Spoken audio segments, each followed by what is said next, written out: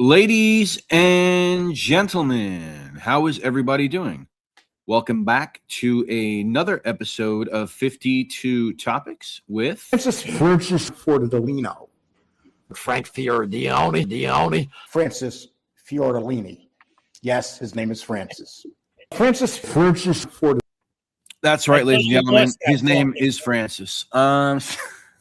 Special edition Wednesday live. We're going to start doing more lives. Frank's going to come on solo or maybe with a guest, whatever. I'm not always going to be here, but we definitely want to do more lives. First, well, we have Lewis coming on again, so that's the first topic of the day. But another topic of the day is the membership thing. A lot of time constraints. It's really hard to keep up with stuff. Me and Frank both work full time. We work on this channel. I'm working on other projects behind the scenes with a couple of other people that hopefully you guys will learn about soon. Time is not always on our side, so it's been suspended. So I don't want anyone to think that like we're putting out as much content, like we're trying to take advantage or something. Not at all. Yeah. We felt bad about it. A couple of people had reached out asking about it, and we don't want to feel a certain way. Like, you know, it would be like the most half-ass fucking cheap scam. So don't think we're fucking trying to scam anybody. So listen, we ended it. If you recently paid for a membership, you want to give us an email at 52topics@gmail.com. You want your $5 back, we'll send you back your $5, no problem. If that's something that's going to bother you, we'll certainly send that back to you. Will it come back at some point? Quite possibly. But in the meantime, we decided that, you know, if I'm not always around, me and Frank have different schedules. So there's going to be days where Frank can come on, like I said, solo and do shows. I might not be around. We're going to make up for it. There's going to be more shows. And so that's been suspended. Like I said, if anybody has any comments about that, looks like StreamYard's messing with the comments already because I'm not seeing shit. So I'm going to pull up on my phone and see if anybody is commenting, if anybody's saying anything, and then we'll get on with the show. If you guys have any comments or concerns about that. All right. So I got to use my phone now. We're talking about granny robbers. Okay. Frank is dressed as the king of queens. I want a Brett and Frank ball cap. Why don't you just take out balls? How about that? How about that, Scott? I'm just kidding. Yeah, so Joe Pistori, Spatial Memory, Psycho Scott, Lisa Pizzatola, T-Knot, Francisco the Bullhorna, Proletarian Scumbag. Matt, what's going on, buddy? The great Roro. Roro, I got to read your comment. Roro is going to have to get some surgery soon. I spoke to her briefly before the show. We will speak about that at the time. Obviously, we wish Roro the best always. And she will be going in soon. I don't know when, but she will definitely let me know, and I will let everybody know, and we'll pray for Roro for sure. Yep. Because we love Roro. We do. Who else is here? Jason Diamond, Alan Sedicaria. What's up from Staten Island? What's up, buddy? Jason Diamond again. JG Lambone. All right, cool. So, Frank, what else is on your mind? Not much. That whole thing with the membership, that's good. I don't feel like we're holding anything on anybody. Like originally we were going to put the Ridgewood series on membership. We didn't do that. Then we were supposed to do like stuff like Fugazi Fridays. And you can see why we don't do it, because we get fucking like feedback from idiots. No matter what we tell them and how fake they are, they're always going to tell us they're the real deal. And we can't like, it'll take away from our serious stuff by dealing with people like Giacomo D'Amato, whatever the fuck his name is, or people like that. So we're going to suspend it today, Dayon. We came to this conclusion today. If we do come up with other stuff, or even come up with doing more shows on the week, and we put a members only tag on it, okay. But yeah. I don't see it being soon. So till then, we're just giving money back. Not money back. It wasn't, we're just taking it away. So none of our friends, and you guys are all considered friends, feel that they're taking advantage of. And that's the last thing I want. We don't ask for the money. The donations are most accepted and respected. You know what I mean? Look, I bought a little I Love New York thing with the fucking couple of dollars I've been making. I just put it towards the show anyways. Neither me, Brett, make the money to be like at home all the time, and that's fine. We're not asking. What I'm trying to say is, the little stuff we do have, we just put it towards. I do, and Brett does as well towards this show. We don't make that much, but when we do, we do. Yeah. Listen, and like I said, I mean, if you paid this month and you feel a certain way about it, you can definitely email us at 52topics@gmail.com. And we don't know like who's getting charged when. There's no way for us to tell like what day of the month you're going to be charged or whatever it may be. So we do apologize, but we're going to make it up with extra live streams. Like I said, Frank will come on. And as far as you guys know us, we don't come on here. I got to preface by saying this because there's some people who the fuck knows might get mad. We're not the type of show that comes on here and every 2 minutes we're crying for you guys to donate. I don't think we've ever asked you guys to fucking donate. No, so we're not like hungry, begging all the time and doing all this stuff. So that's us. That shit. We don't run a show like that. Some people do. That's perfectly fine. Everybody runs their show the way they want to run it. We don't do that. As a matter of fact, ladies and gentlemen, if people wonder why some of the Ridgewood series doesn't blow up as much as it does, and that has to do with our choice to use copyrighted music. It's as simple as that. YouTube is not going to push your stuff into the algorithm. They're not going to work for you if YouTube's not really going to make money on it. So that hurts us too, but we do it for the love of the game, the art, whatever the fuck you want to call it. So if anything, we hurt ourselves mostly on this channel, but we always appreciate you guys hanging out. So Frank, before we bring on our guests, anything else you want to address? No. I mean, if anything comes up, I'll address it during the show. But nothing to it's the first day of baseball, I guess, right? Yeah, this is true. So to all you baseball fans, it's another year. Let's go Mets. Another year. Another fucking year to cry yourself to sleep, Met fans. All right. All right. So, ladies and gentlemen, we have Mr. Louis Kasman. He's going to return tonight. We're going to talk about a bunch of things. Of course, we're going to get some laughs in, but we do want to talk about some history. We do want to take it a little bit serious. I do have some things I want to address with Louis, and that's what we're gonna do. So let's welcome our guest to the show right now, Mr. Louis Kasman. What's going on, Louis? Hey, what's up? Did you shed a tear for all the stuff we were talking about? Were you crying for us, Louis? I really was. By the way, I want my $5 back. Okay. I've emailed you twice, and I've gotten no response. What was the email? Was it 52 or 51 topics? It was 51 topics and 52 topics. That's the wrong email. Sorry. Okay. Sorry, buddy. Well, I apologize. Okay. Yeah. All right. I thought I was emailing American Made because I didn't get my $750 back from him. All right. All right. What's up, everybody? I don't know the voice thing about it. All right. All right. Yeah. So what's up? This fucking StreamYard skills. So I wanted to get into, if you guys saw the thumbnail, there's a picture of you and Coiro on there. Right. Yes. Right. I do want to talk a little bit about this individual. I find him to be very interesting. And of course, I don't know if you would call yourself I don't know if you would call him a one-time mentor of yours. You're somewhat of a protege, possibly. I don't know how you look at it.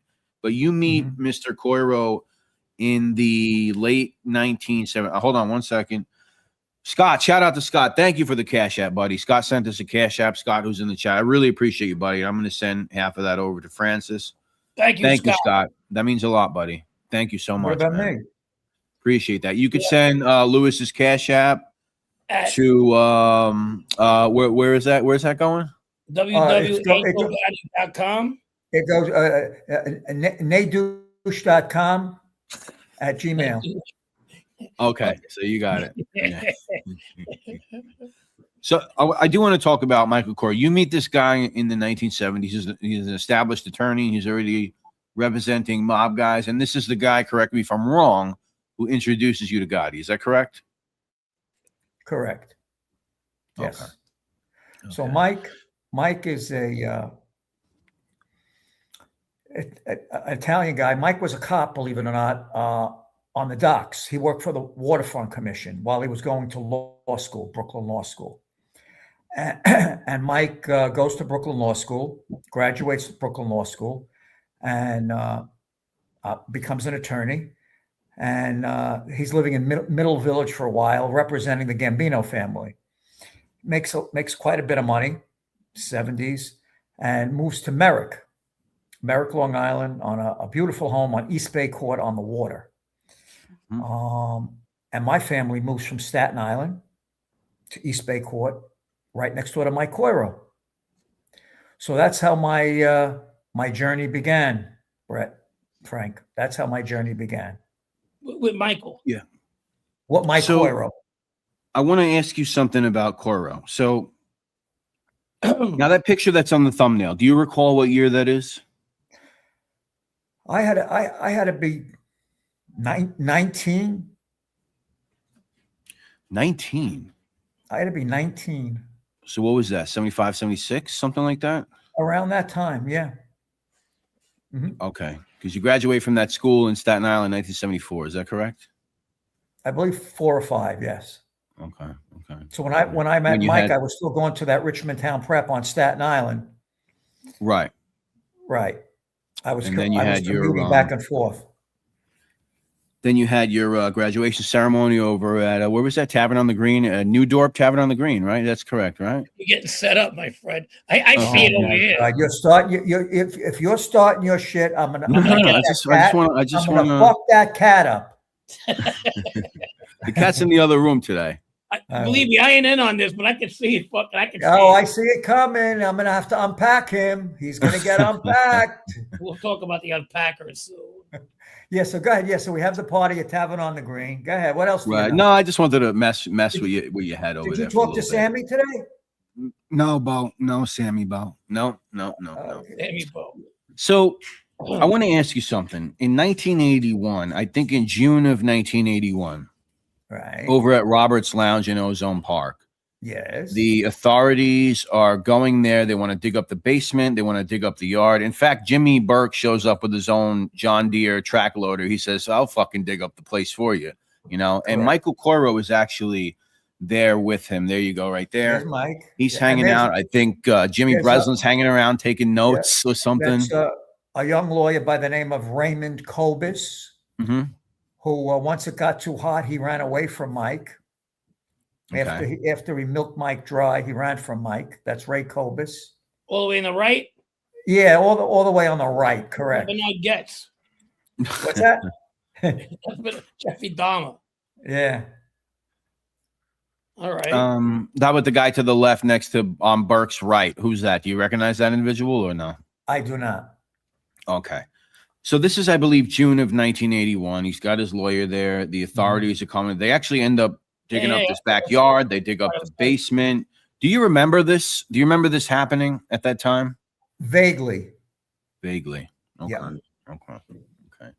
And then later on, he gets indicted in 1983. They give him like a 15-year sentence. He serves like 8 years on that. Now, what did he get indicted for? He was in the kitchen of Angelo Quack's house, and where Jeannie says to Mike, we consider you one of us. And Mike responds, it's an honor, Jeannie. Thank you. And of course, Mike was never made. Mike was responding in a show of affection, as Jeannie was saying that to him as a show of affection. And that's when Sal Ruggiero's plane went down. He was allegedly one of the biggest drug pushers in whatever. And Angelo says to Mike, it's recorded. Mike, we're going to give you a couple of $100,000. Would you hold it for us? And Mike, of course, obliges, but they never give Mike the money. So they use that tape. They prosecute Mike in a RICO conspiracy, a drug conspiracy, of which Mike did not participate in. But the tapes would lead you to believe that he did. It's not true. So what happens is it's before Judge McLaughlin, very tough judge who's now dead. And Bruce Cutler represents Mike Coiro at the time with Hoffman and Pollock, John Pollock. Okay. And Bruce Cutler represents him pro bono. Jerry Shargell's in the background. And Mike gets convicted. And Judge McLaughlin, it's an old law case, Brett. So you're doing 85% of the sentence. So McLaughlin gives him 8 years. Right. Or gives him 15 years. Gives him I think he does 8 on a 15. No, what happens is he gets 15. They go in for a Rule 35, and they reduce the sentence to 8. Yeah. Okay. If I'm not mistaken, old law. And Mike does pretty hard time. They're shipping him all over. They're giving him diesel therapy, no commissary. He's calling me, and it was out of control. John Gotti Sr. was supporting his wife, Stephanie, vis-a-vis me.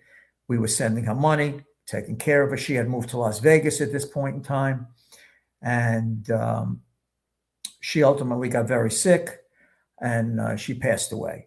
Not while Mike was in jail, but she ultimately passes. Mike ultimately gets placed in Raybrook, and Mike finishes out his last 3 years in Raybrook, where Junior was, although they were not together at that particular point in time. And we're sending, of course, Gotti John is sending him commissary all through the time, and making sure that Mike was okay as much as John could do, through me, through Bruce Cutler, through his son, whatever. I visit Mike maybe once a month while he's in Raybrook. And, Raybrook is a tough place to visit, Brett. In the middle of summer, they got snow up there, so to That's speak. my Lake Placid. Yeah, it's rough up there. It's nice, everybody's, it's beautiful, it's beautiful. You wouldn't want to be there and you wouldn't want to live there. By the time your car warms up, Brett, and you're heading your way over to Raybrook, maybe when you get there, it's warm. I mean, that's how cold it is up there. Yeah. So Mike's having a pretty hard time, and never cooperates, never gives them anything, takes it right to the door. Max is out. They give him 3 years probation, comes home, starts drinking, partying again. John Gotti Sr. supporting him. He ultimately leaves New York and goes to, when he got out, Jojo Carrazzo made sure he got a car. I think they got him a 1956 Chevy. Wow. Yeah, I guess the junkyards weren't working that week. 1956, we were in 1988. Yeah, so I guess, Carmine Agnello, his junkyard wasn't there. We couldn't get him a good car, so we had to go to one of the other guys. That's what they gave him, an old beat-up car. But it was nice that they did that. It's more than anybody else in the family did. Yeah, damn right. They should have welcomed him, Frankie, with open arms. They should have paraded him down 101st Avenue in a gondola boat. That story, it's the same story, different faces, you know what I mean? But that story is pretty common in that type of life, you know what I mean? But do you guys realize if Mike Coiro cooperates, there is no John Gotti? Think about it. He cooperates, John Gotti goes to jail. Angelo goes to jail. Yeah. It's a whole different day. Because this is 83 when he gets indicted, Correct. right? Yeah. Listen to me. The feds were romancing Mike. They would have sent him anything he wanted. Yeah, that's where they were hitting them hard with the fucking. They were going to his house every day. He was telling them, "Fuck you, get out of here." Finally, he went to a hotel because he couldn't take it anymore. Yeah. Somebody asked to see that picture, so I'll show that picture of you and Coiro. There you go, right there. Mm-hmm. It's a pretty cool picture, though. I got to be honest. Yeah, it is.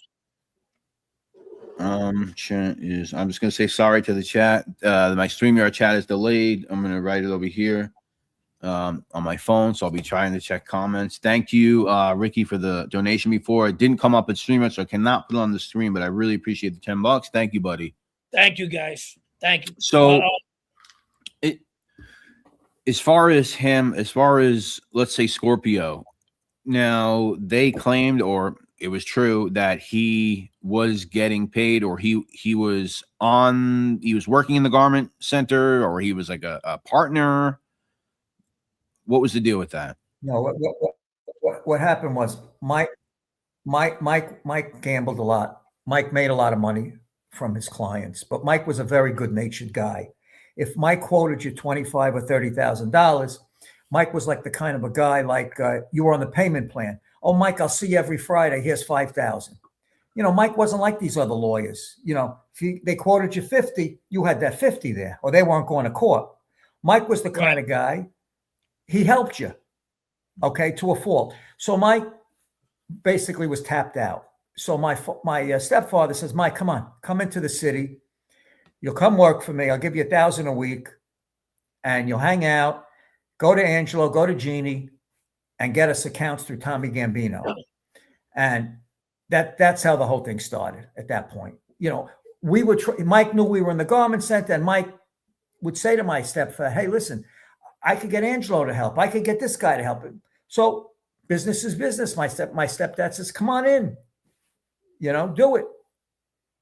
You know, and don't forget, we were immediate next door neighbors, you know, so we would, every day Mike would see us, we would see Mike, you know, and he would be moping around, you know, and it was terrible. It was, but John, I have to say, John looked out for him. John Sr. was very, very good to him. Never, always made sure there was money in his house. Always made sure. And so that's how it all started. That's how Scorpio Marketing started. That's how all the companies started. Yeah. And remember, hey, Brett, we started, we were doing $1 million a year, maybe $1.5 million a year. By the time, remember, the government seized all our businesses at the end of the day. By the time they came in, we were doing $12-13 million a year. Wow. In the garment center, selling plastic bags, hangers, zippers, elastic, all the end user stuff on the woman's side. You know what I'm saying? Wow. And you know, when the government came in and took us, you know, that was the end. We knew they were coming. It wasn't a secret. We were just waiting. You know, there was nothing in the checking account anymore. We made sure of that. Would you have a piece of YKK zipper or something? What was going on? We were one of their biggest customers. I bet. Yeah, we were one of their biggest customers up there. So somebody asked, well, this kind of plays into what I was going to ask you. Somebody says, does Coiro know where the bodies were buried? And I'm going to ask you that, not literally, but I mean, you know, he's been gone over 20 years or so. I know you would never talk bad about the guy, but do you think he definitely stepped over the line or what?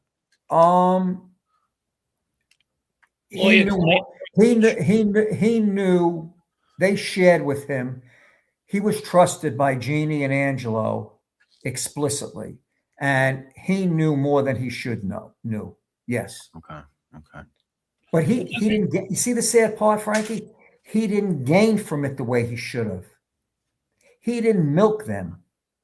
Yeah. You understand? Yeah, I mean, I think what they said, they reported, oh my God, he was getting $500 from Scorpio or so. I don't know, whatever they said. I mean, maybe that's not even true, but that's what the government thought. Mike was getting 1,000 or 1,000, something like that. Yeah, I mean, so it's not like. I mean, he wasn't getting rich, right?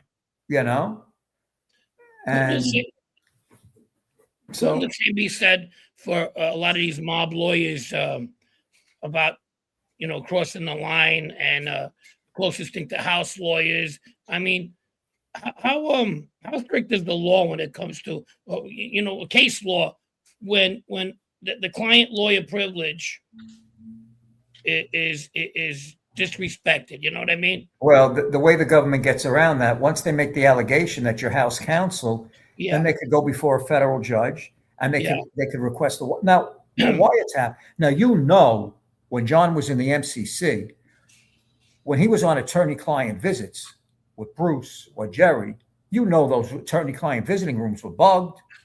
Sure. Okay. You know Gravano was giving them information that Bruce and Jerry were involved in criminal conduct. So you go before a Judge Glasser or you go before one of these pro-government judges and you say the things that I'm just saying to you, he signs that order. Yeah. So you have no expectation that this is really a conversation between you and your attorney.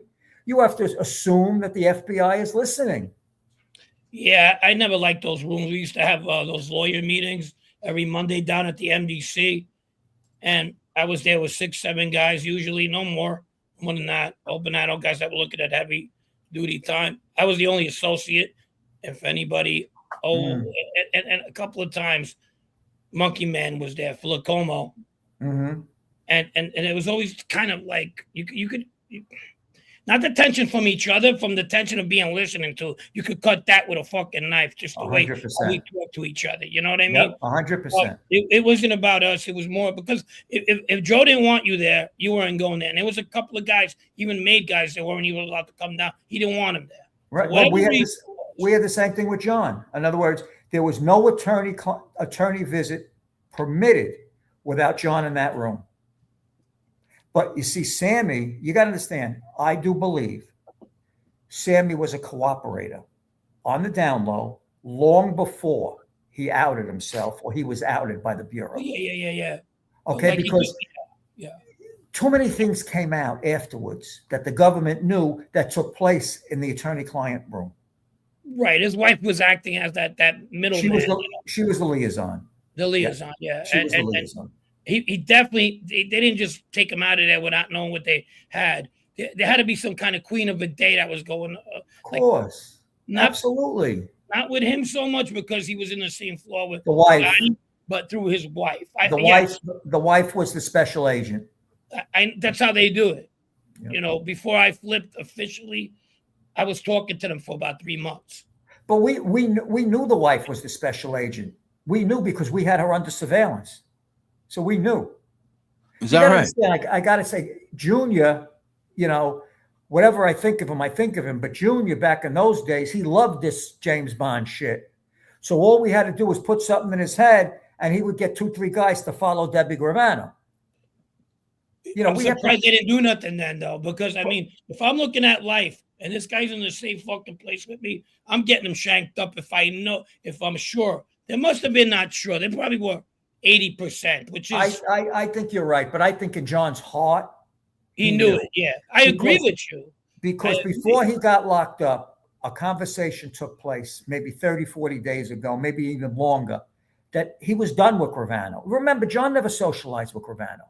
They never hung out together. It was strictly the Ravenite or the Bergen and business. Dinner once in a while, never into family, never with wives, never with me, never vacations. None of that ever went on. Yeah. It was like at the end of the business day, Gravano went home to Staten Island. Yeah. You get my point, what I'm trying to say? Yeah, he wasn't that part of that clique at all. He became part of that clique. He was part of the Gambino family. He wasn't part of the Gotti's upbringing and that clique. And he wasn't part of that whole Bergen crew. Those guys in the Bergen fucking hated him. And that's very common, believe it or not, in the mob. You know, you got Staten Island crews, you got Bronx crews, and you got Queen. Sometimes there's a couple of guys that do get along, but that's frowned upon too if they get along a little too much. Because you know, if you got along too well, Frankie, John would go crazy.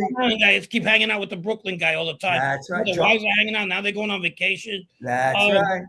Other than business, you know what I mean? Yeah, we're the same family, but there comes a time where we could be, you know, foes. Yeah, and that's exactly the way. Right. That's the way. And John would take notice of that. You know, if he saw some of his skippers too friendly here and associate friendly there, he would his antenna would go up. Yeah, Sammy told me himself that what he used to do is he used to liquor up a guy. Him and Sammy would go to the bar when there was one of those meetings, and they would have him drink and see what they could get out of him, like a captain or something. Especially somebody they were on the fence about. Not so much about telling, but just so much about where. Because you got to remember, after he does the Paul Castellano move, there's a lot of bitter people, and John knows there is. 100%. In fact, when he goes to jail, they take it out on his dumb son. You know, the guys that were bitter about it. But anyway, what do you think of that, Brett? Oh, yeah. I mean, it's been said before. I mean, what do I think about it? I think it's absolutely possible. Yeah, that he was. Do you guys believe that John knew Sammy was a piece of shit long before? Yes.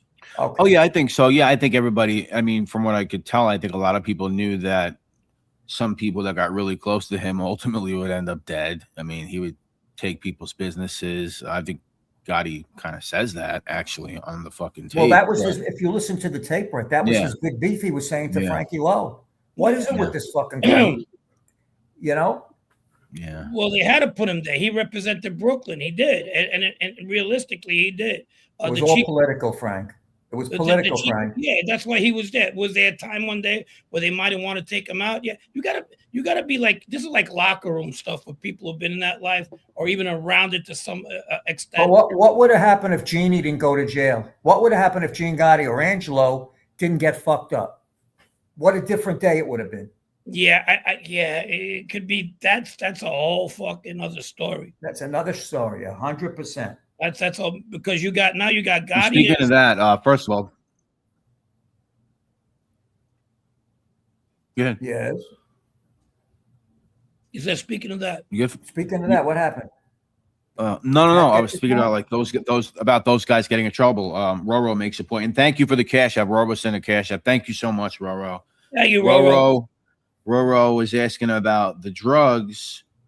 How much do you think John knew that? I mean, that these guys were really. I never said this, but listen, I'm not stupid. You guys aren't stupid. Our people aren't stupid here. It was don't ask, don't tell. Right. I'm against drugs. I don't want to know about drugs, but just drop the envelope off and leave me alone. 100%. Right? 100%. Yeah, I mean, you're talking about guys who grew up who have been friends together, obviously in family for decades. So I mean, it's not like you're gonna fucking, you're not gonna clip John Carneglia or something like that. For selling dope. Herbie Sperling, Mark Ryder, Castellano. What do you think? Castellano didn't know. Patsy Conti. I mean, come on. We're adults now. You do the look back. All these guys were doing. What do you think? What was Patsy Conti making all his money from? Key food. Come on, man. You were selling meat. Yeah, key food. Okay. He had the best butcher guy in fucking all of fucking New York City. He had selling boar's head. Lee Cole was his fucking deli guy. Oh, here we go. So giving the boss bringing an envelope for $150,000 a month, not selling key foods. Fuck yeah. Oh, it wasn't the boar's head cold cuts? All right, I'm sorry. No. Scaturos, wall bombs, right? Wall bombs. Not that I know of. Do you guys realize that Castellano was partners with Frank Perdue? Do you realize Weston Beef?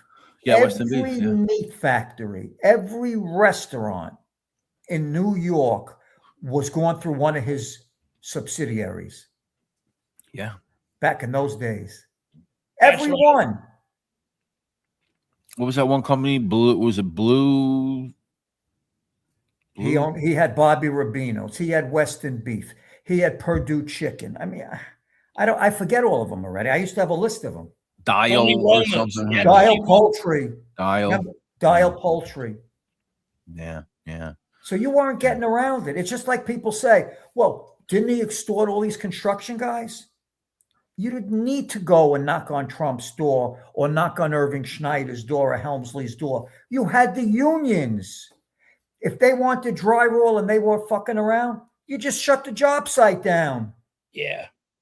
Or you set the pickets up and you send 30 buses, load it up, and no one's going to cross your line.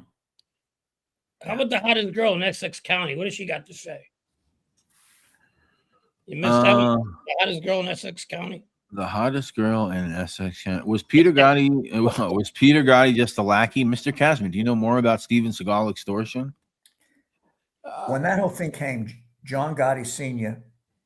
excoriated Pete. If he could have put his foot up Pete's ass and taken it through his mouth, it was such a jerk-off, stupid fucking move, just like the window case, that he was indicted on the window case. Never made a penny. Pete was there because there was no one else to put there. And John didn't want to give up the money. John's thinking was, I'm going to die for this thing. And you know what? I'm going to milk it and get every dollar I could get out of it. And I agree with him. He could have said, fuck it. I'm going to die in jail. Give it to whoever's going to get it. But he insisted. Let me, I don't care what jerk off you could put in there. Let me keep my brother, the jerk off, in there. But it's better than the jerk off I don't know than the jerk off I know. I know, yeah, of course. Excoriated. I like that. That's a Latin word for like scorching or squatao. Exactly. That's what you do to octopuses, excoriating. Yeah. Good stuff. So I want to go back to JJ makes a good point here. Tommy Lucchese had a big influence on the Jewish Bushes. Is that a new comment? Oh, good. We're finally caught up on the comments. Thank you. Yeah. Let me go back to the the Scorpio thing for 1 second, because you get in trouble later on. And what was that have to do with? What is this? This is that you're lying about these guys receiving money from Scorpio in reference to Coiro and Gotti. They indict you for lying. This is a sham company. This is not real. It's just bullshit to give money to these crooked lawyers and gangsters. What was this about? Okay. So in this case, this is where they indict me for perjury. This is where they put me in the grand jury and they asked me if John Gotti's the boss of the family. This is where they asked me if Jackie D'Amico, Jackie knows, is a captain. And I respond, I know what I read in the newspapers. John never told you he's the boss? No. We never sat down and he never told me, hey, by the way, Louis, you know, I'm the boss. No. So they indict me for that. And that's when they make the allegation. And at that point, they couldn't see Scorpio, but they make the allegation that it was a sham company. It wasn't a sham company. We were doing business. We were making purchases. We were selling. They didn't like it because Coiro and Gotti were on the payroll. So, of course, if you put Gotti on any payroll, you could put on the payroll of General Motors. They'll tell you General Motors is a sham company. They don't make cars. That's the government. Back in those days, Brett, that was the government's take. Yeah. Like Jackie knows was on the payroll of Crystal Geyser, Hal Irving. Is that right? Yeah. Yeah. Now, you might know Hal Irving, well-known guy selling Crystal Geyser water. Mm-hmm. They grew up together. Yeah. They went to the same high school together. They were best friends, Hal Irving. And Hal Irving happens to be Albie Cooler's cousin, who's my ex-father-in-law. So Hal says to Jackie, Jackie never gave him any business at that point in time. Hal put him on the payroll. They tried to take Hal's company away. Yeah. They were childhood friends. When you put a mobster on your payroll, Brett, that's the take. That's the spin they put on it. In some cases, it's true. But in the case with John and me, I made sure there was business there. Yeah. He was getting me all the business. You think I was getting Ralph Lauren, Liz Claiborne, Bob Mackey, all major players. You think I was getting that because I'm Louis Kasman? I was getting that because I represented John Gotti, the boss of the Gambino family. Of course. And that's they were nice to me. They kissed my ass, but they were kissing his ass, not my ass. I wasn't deluded by that, Frankie. Yeah, and I get it. It's like when I used to get free stuff when I was a kid from places. It wasn't because they knew my family members. You know what I mean? Nepotism is real. And you were considered family, so that's the way fucking shit rolls. Mm. Yeah. We got a question from John Sidlitsky. About 200 people here. Thank you, everybody. Appreciate you. Hey, Brett, can you ask Louis about the phone taps? John saying he loves Sammy and he's worried about Sammy going to jail. Well, John always said that Sammy couldn't do any time. And, and that was recorded on that conversation as well in the Sorelli apartment. He was concerned, and he expressed this a lot of times. This guy can't do any time. He can't do any time. I've done time with him. I don't think that there's a difference between doing time and wanting to do time. I don't think he wanted to do time. Not that he couldn't do time, because you could throw a guy in there. If he has no choice, he's got to do it no matter what. And they're usually the ones who calling everybody rats. The guy's got nobody to rat on, Mm-hmm. But that's another story. Mm-hmm. But back to him, he did time. He wasn't blowing snot bubbles when he was talking to his wife. He utilized the gyms.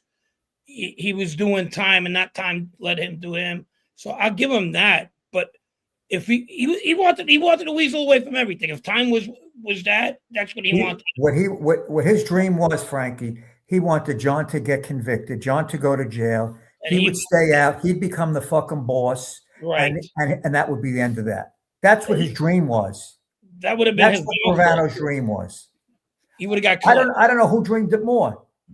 Gravano wanted John to go to jail, or his son wanted him to go to jail, meaning Junior. I think it was a cross-up. Who wanted him in jail more?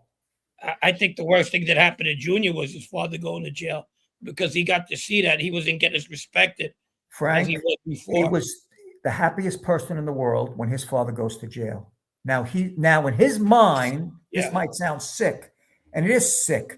In his mind, he was running the show. Your father's locked up. I mean, I saw the change in Junior from the time John was locked up till the time we were going on the visit to the MCC. He put on a good show. John could have got an Academy Award, Junior. He loved every minute of his father. Metamorphosed into his father, but he did that, believe it or not, at a very young age. When his father became boss, he was doing that on a smaller level with the Howard Beach kids, with the John Adams kids, with the kids from Franklin K. Lane, the Christ King kids. He was doing that. He was abusing everybody with the Gotti name. Of course. Well, his father was hung over home from the night before. He was driving his car with 4 guys in it. I seen it. I seen it. How many times we would look for the car? I mean, talking to fucking younger girls, not in a perverted way, but just to show the guys that were with that they had control. Hey, Frankie, you know who could really tell a lot of stories about that back then? Johnny A. Oh, of course he can, but you know what? He was there. He could tell it all. And John's my friend. John gets pissed off when people tell him that John A. that he wasn't part of that. Oh, he was part of it. Yeah, but he was also part of the bad part too. Of course. But he did a ton of work for Junior. They were assholes. There was a kid did a ton of work for Junior. I'll tell you. Oh no, of course. That's my argument is here. It's like, there's a lot of bad with that than good. Yeah. Being part of that. So I don't think, John saying, I was part of hanging out with Junior is a good thing because that guy was a complete fucking asshole.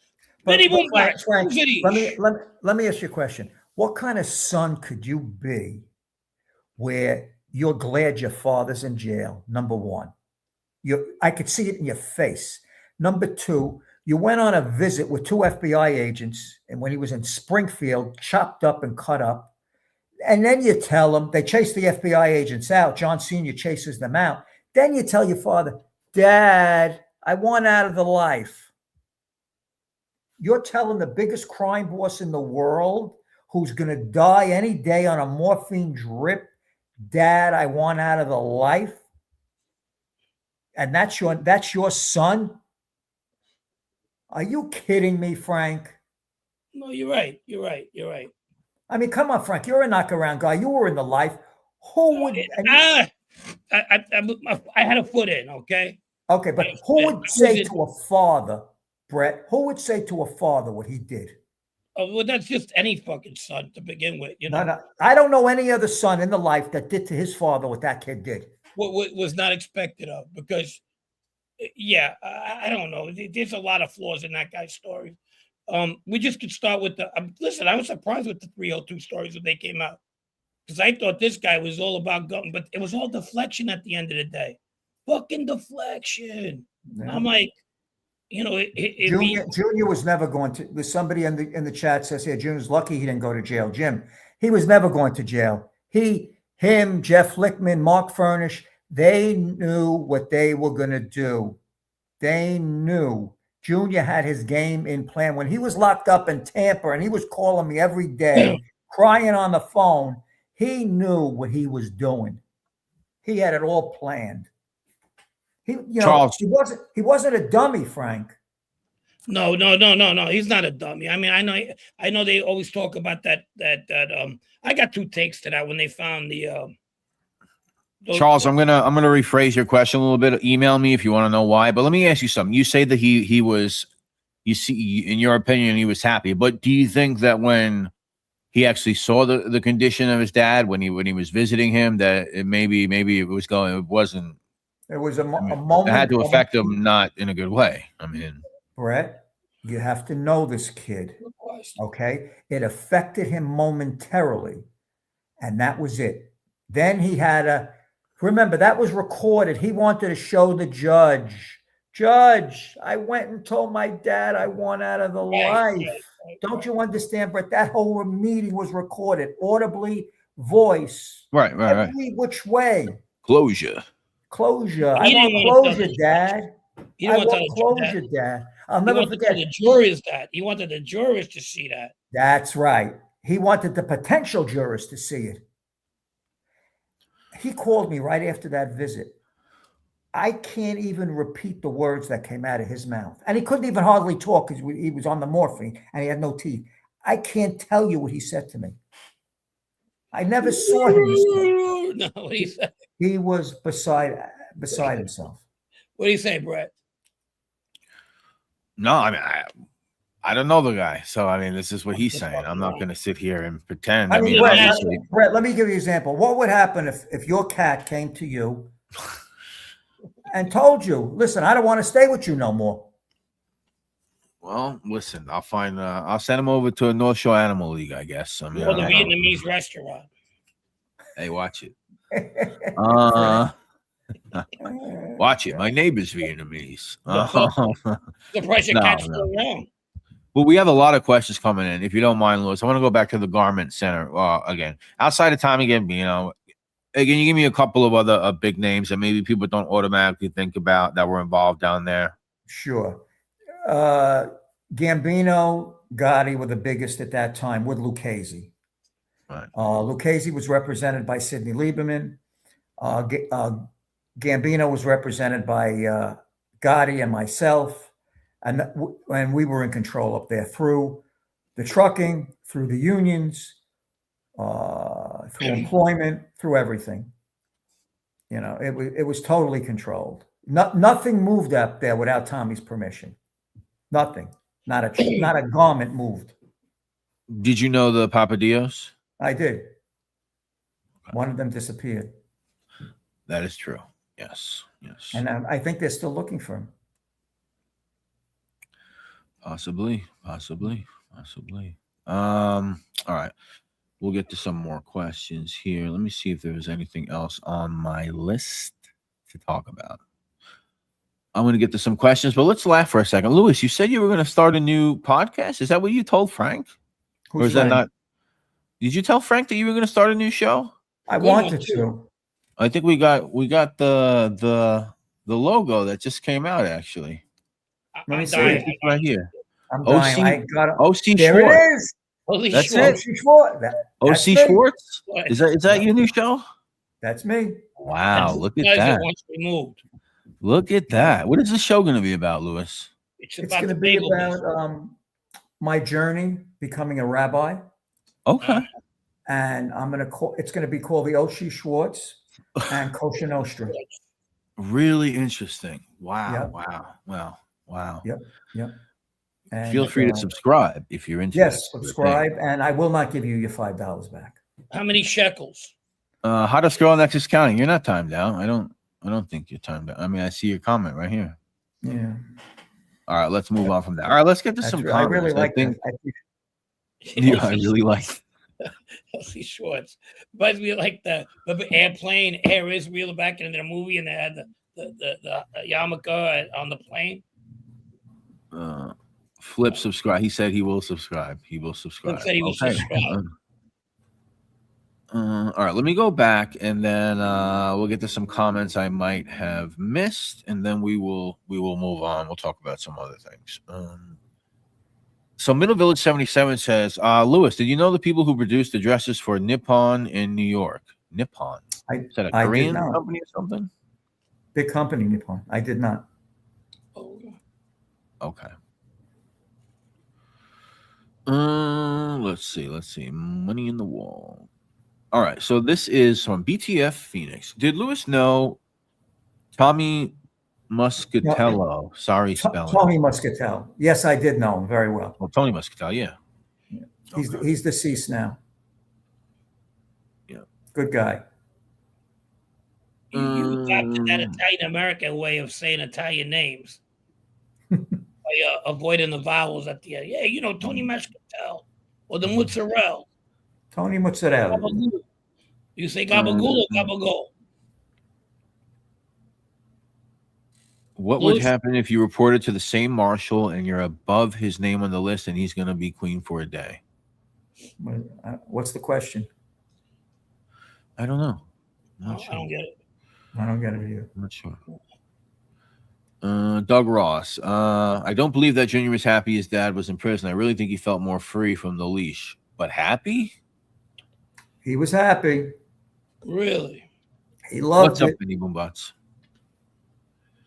Okay. You got to understand how you people view happy. For Junior, Happy meant money. Happy meant power. Happy meant he didn't have to answer to anybody. Junior was happy. I mean, but what would his street life been out if he was to inherit the Gambino family without his father?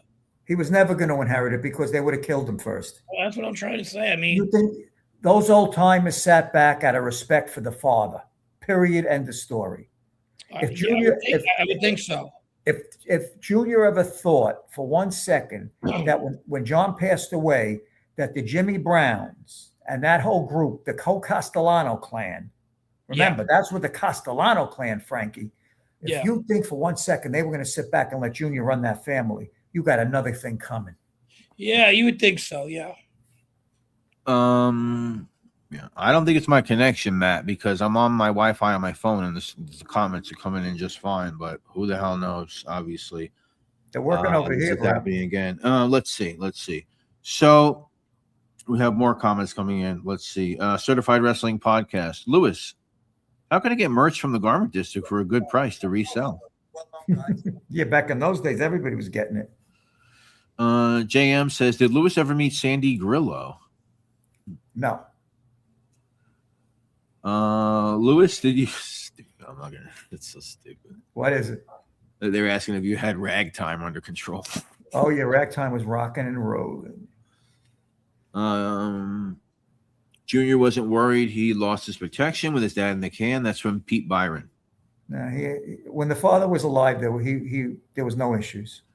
Because Jackie, nobody was going to make a move. There was no issues then. Street Brawlers talking about Jackie D'Amico and the Crystal Geyser. I guess he's asking if it was a no-show job. No, actually, Jackie went to work, and he got him some accounts. There you go. In fact, for a while, we gave Mrs. Helmsley gave Jackie business from the hotels, Crystal Geyser. That's right. Rupert would never do that. Let me see if we got any more questions.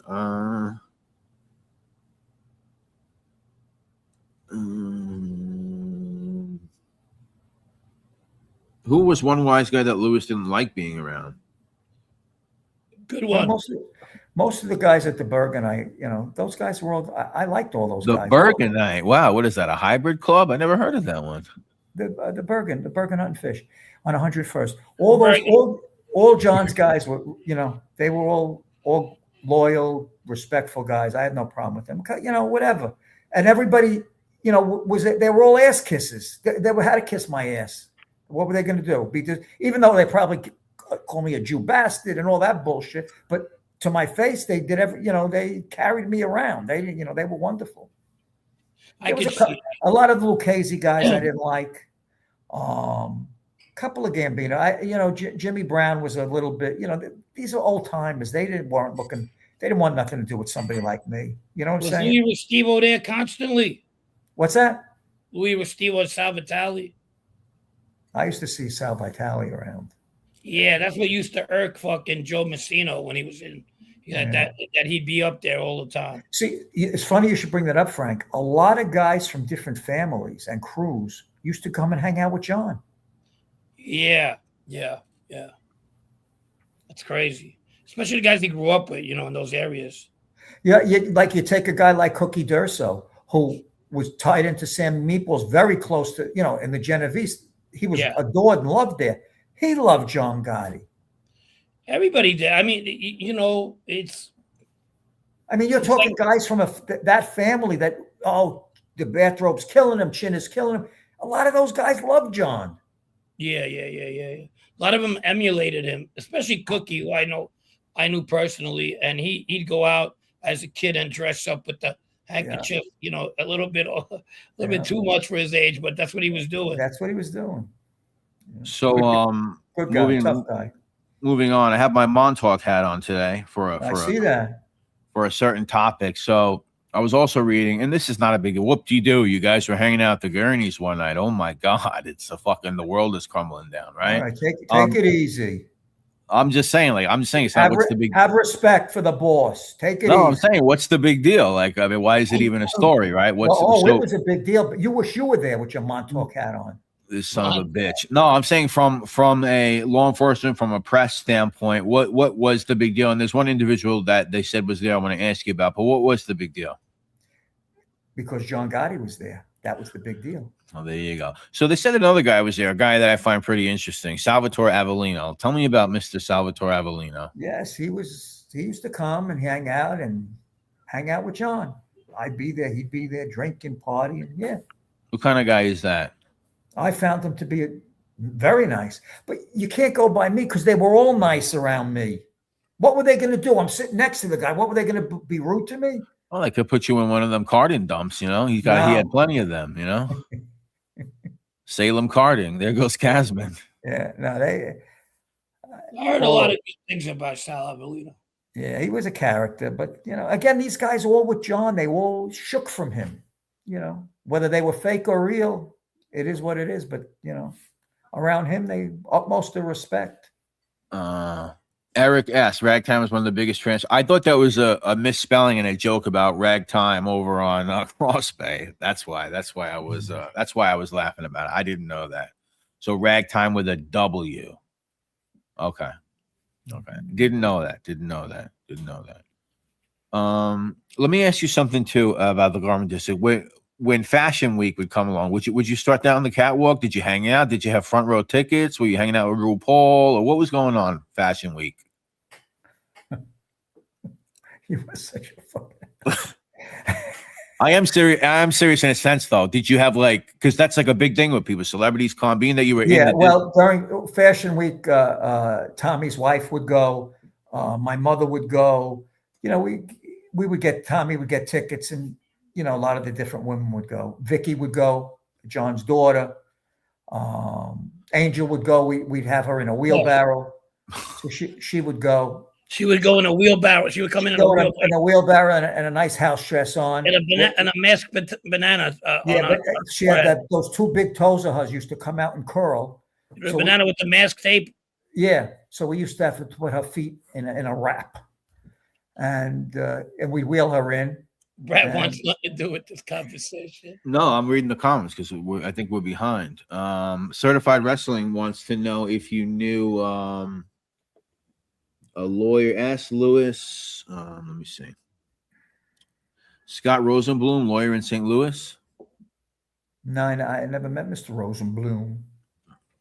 They think because he's Jewish, so you know. I never had the opportunity of bringing him a shopping bag. The Gravano was hanging out with RuPaul, Jeff A says. Yeah, that's true. That is true. Looks like I'm caught up. All right, there we go. He's hanging out with RuPaul's Trudrule. There you go. Gaslight Studios rebooted. What's going on, buddy? No board games tonight. Do you think that Tommy Gambino would have been a good boss, or he basically maxed out his ability as captain? Great question. In John's mind, if he was to get rid of Sammy, Tommy was going to be brought into the administration. So that's a great question.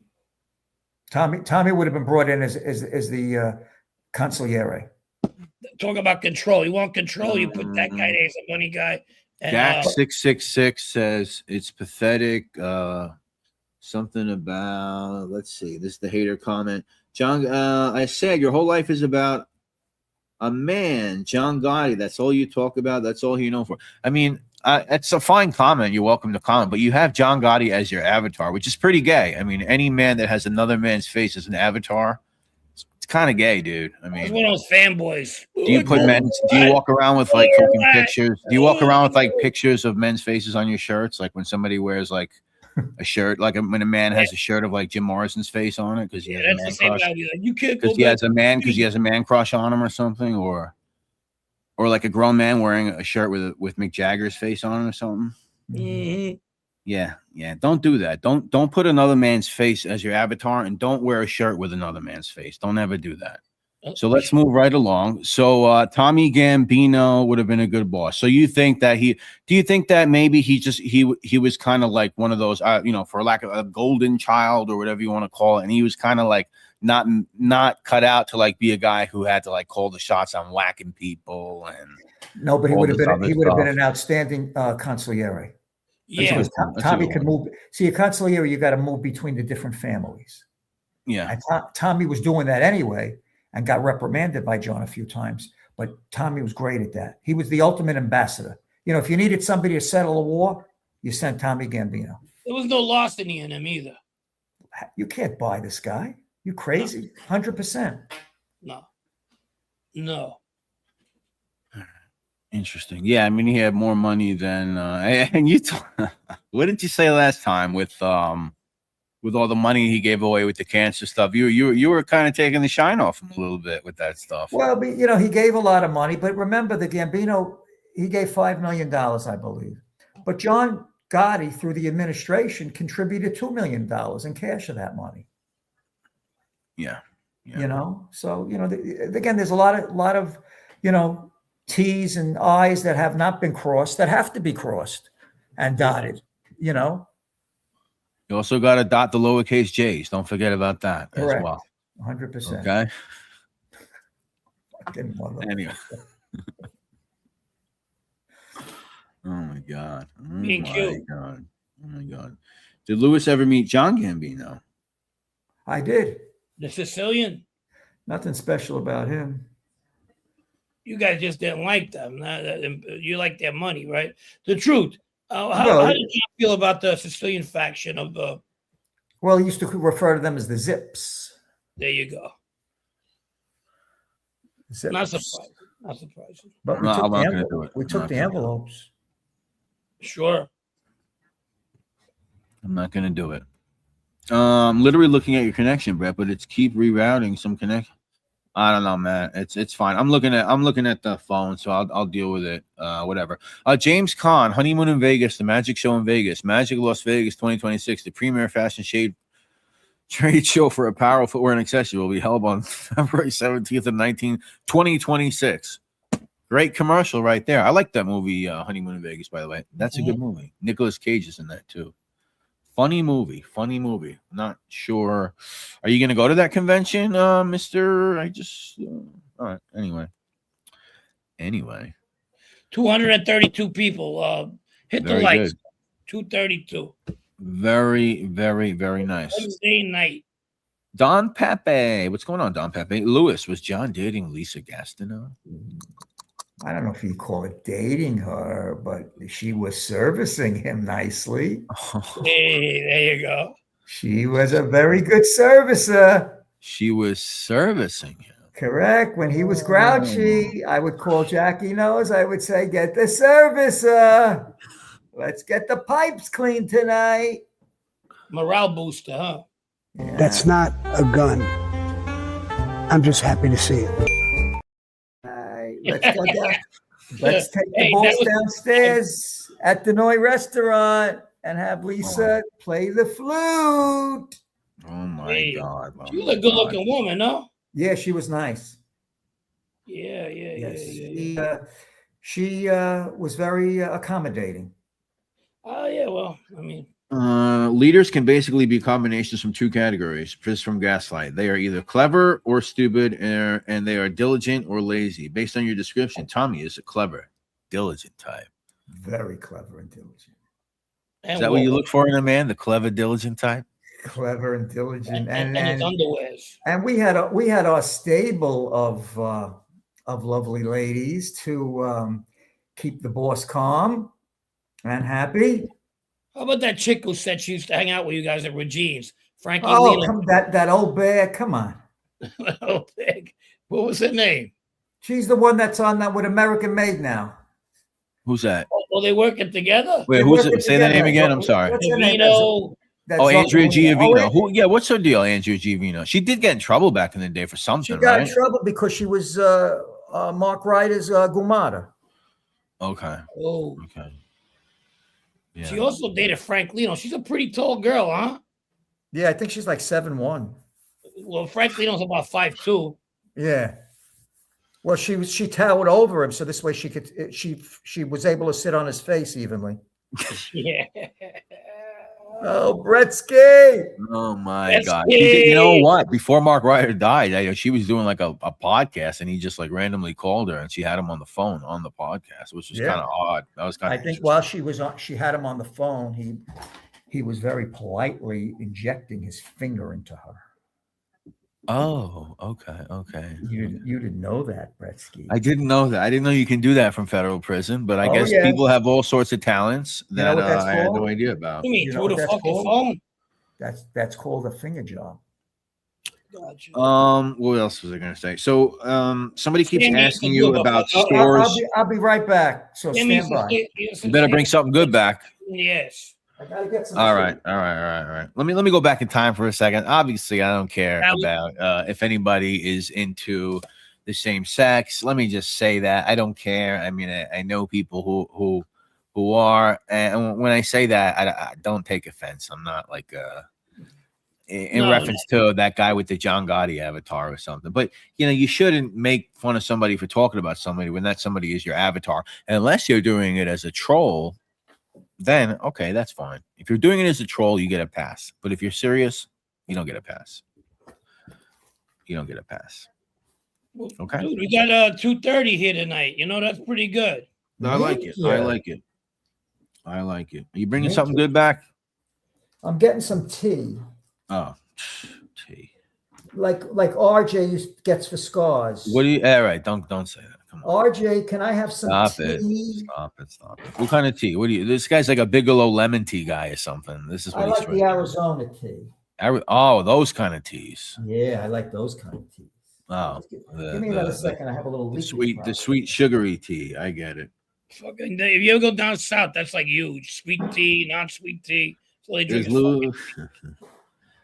Is Lewis drinking right now? He seems more loose than usual. Well, you know what, guys? The point of the show is I had a few things I wanted to talk about. I wanted to talk about Michael Coiro. I wanted to talk about some interesting topics and not just make it a fucking silly fest the whole time. Talk about that hat though. Look at that hat you got on, Lewis. That's what is that?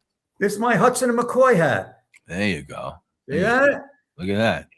Yeah, and Joe C didn't get one of these. Joe Caridi didn't get one of these from. I was going to ask you if it was signed by Joe Caridi. It's not signed by Joe Caridi. No, and neither did Johnny Sideburns. No, but Uncle Pete got one. Somebody said Lewis is acting weird. What happened? Gaslight Studios, absolute worst kind of leader are the stupid, diligent types. All right, we're mixing them up. I spent many nights drunk at Hudson McCoy. Great bar. That's Fat Sal. Okay, Fat Sal. Not that's Fat Sal. Oh. Lewis should do Gunsmoke show completely unfiltered. Would you go on our buddy Gunsmoke show? He calls himself Gunsmoke. His name's Chris, but he likes to call himself nice kid. You'd have Gunsmoke. Who is he? No, he's a friend of ours. He's a friend of the show. A real life friend of ours. But he does have a show too. He does. He's been around for like 4 years now, I think. 4 or 5 years. Yeah. Shout out to Gunsmoke. Is it a good show?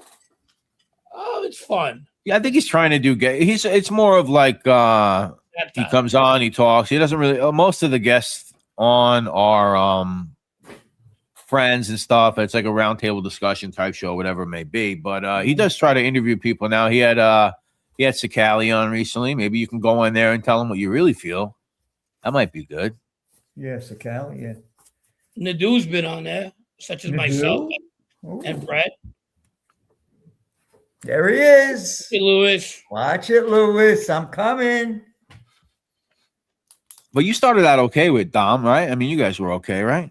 I started okay till he wanted to rob my mother like he robbed his mother. Fucking shit. Here we go. And then I had to put my fucking foot down. God damn. I said, you want to rob your grandmother? You ain't robbing my grandmother. Fuck off. Be careful what you ask for, huh? Exactly. They say you should do a one-man show. I am doing a one-man show. Yeah, kind of. Very good one, by the way. Yeah, we were supposed to have this debate thing, and we decided not to do it. I think, at the end of the day, let's relax and just wing it. Well, not because of me. No. Nate Douche was getting packed, and Lavecchio was getting unpacked. Unpacked. No, Lavecchio would have did it. I think to be honest with everybody, me and Frank canned it. I think. Yeah, we did. I think. I think that obviously we love Tom. Some people don't, but I think some of the stuff that Tom was pressing you on the infamous sandbag episode, I think you kind of answered those questions last time. So it would just been like, It would have just been for the bizarre humor of it all, which I don't think we need to do Right, that. and aggravating you. So we don't want to do that either. Yeah, you don't want to aggravate me. Anybody. Yeah. I mean, what the fuck you gonna ask the same questions for? I mean, I'd love to have him up and talk about things that we all could talk about. Listen, I told Brett, I'm ready. You could bring on him. You could bring on. Oh, did I tell you guys the other day? I got a DM from Carmine, Agnello, Gotti, the 3rd, the 5th, and the 9th. Yes, you did. That's a lot of Carmines. Yeah. And is that in regard to the latest with his case with the kidneys? Yeah. Yeah, that's crazy. You know, That's crazy. You have a smart ass judge. You know, who'll be like, how many sons does your mom have? Another. Well, no, this judge gave him time. He gave him time. Yeah. So I think I've told you this. We talked about this. I hear he's a really nice kid. Went to school. Just made a wrong decision. She raised all nice kids. Yeah, she really did. Vicky, and she raised them as a single mother. She really did she really did an outstanding job. She really did. All good kids. Yeah, that's good. That's good to hear. You know, it's not like we have a vendetta against these people. It's if they're doing the right thing by their kids, that's fine. Roro G, the great Roro G. She wants to know, did Senior have a love child? Oh, he did. But we're just going to stop it there. Okay. Yeah. There's certain things Lewis will not go where. I think it's fair enough to let Roro know. Some things are off limits. Some things are off limits, Roro. That's right. Only the cat knows. Limits. I would love to see that like on Maury Povich. Oh, Jesus Christ. Fat Sal. Lewis, when Channel 80 became Bridgeview, I managed for Friends Dad and got married there. Oh, Mazel Tov. Mazel Tov. Mazel Tov. Shout out Fat Sal. Shout out Fat Sal. Okay, so JJ Lambone sent me this. Hello, friends. Join me on OnlyFans. Oh my God, that's just Giacomo Amato. Actually, I think Tom wants you on his show. I think you might go on there and have a conversation. Who's that? Lavecchia. No, I wouldn't go on his show. Why? It'll be good. No, if he wants to come on, he comes on with Frank and you. Oh, okay. You heard that, Tom. Stop trying to think. And if he wants to come on, I'll bring John A-Light with me. There you go. Johnny Line ain't a fan of Tom, huh? No. Oh, okay. It used to be cool. I don't know what the fuck happened. Oh, okay. Let me see. Any more questions? Did Lewis get along with Carmine Sr.? Carmine Agnello? Yeah. I guess that's probably very good. Very well. Yeah. Did you ever hang out over there on the by his chops over there in the Iron Triangle over there? With the chop shops are? Yeah, by City Field. I went there a few times, because John would send me there for whatever reason, but I never really hung out there. I met with him once or twice. We were going to do a couple of business deals, which I never did. His father told me not to. John told me not to. But but otherwise I never really hung out there, no. I remember but never hung out there. There's someone else who's going to show up in the studio at the bottom. That's Matt, one of our moderators. He's not coming on, so don't be startled if you see something down there. He's going to try to see, I don't know, something with his chat. He works for like the fucking NSA or some shit. He's a little shady, but he's our moderator. Okay. So when you see that, don't get startled, Lewis. All right. There he is. There he is. Don't get startled. All right. So let me see if I got more questions here. Thank you, Rosemary. Appreciate you. This place is crazy looking with all the junk cars. Yeah, they got rid of most of it though at this point. Lewis, I read one of Michael Francese's book where it said John Gotti had a crush on an inspiring singer, or maybe an aspiring singer. John Gotti never had a crush on nobody. Yeah, what do you say? A family, a jail ain't a place to start a family. He's right. Yeah. Crush. What else? Did you know Ralphie Bones Mosca? Nope.